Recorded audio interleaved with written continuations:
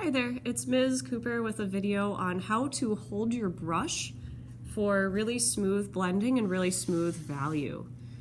So I'm going to be working with a really small flat brush today to show you, but I'm also going to demonstrate with another brush at my table, one that is a little bit rounder, and show you the different effects that they can have.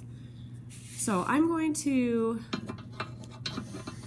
get over to my palette here, and I'm going to work with some red paint. Now let's say I have laid down my paint and I'm trying to get a really sharp edge to an object, but I want this part here to blend out. Well, what I do is I wet my brush, I dab a little bit of the extra water in my paper towel, and I hold it like this and add some water.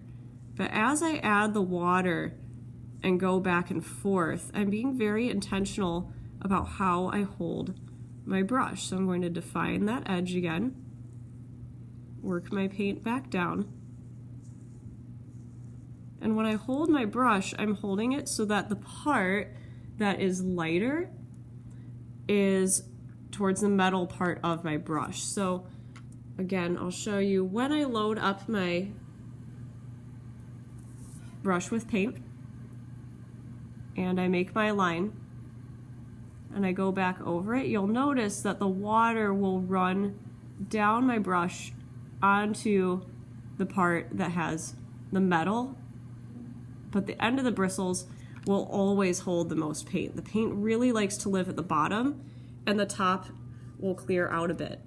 Now this doesn't mean that you won't have to add water and continue blending your paint down the page, because you often will, especially if you're working with the colors that we have in class right now.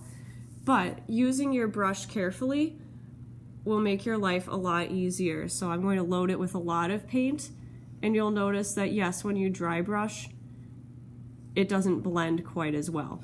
But if you add a little bit more water to your brush and you blend out holding your paintbrush very carefully, you can really use the shape of your brush and the way the water moves through it to your advantage. So I will leave you with that thought today as you develop your paintings. Thanks for watching.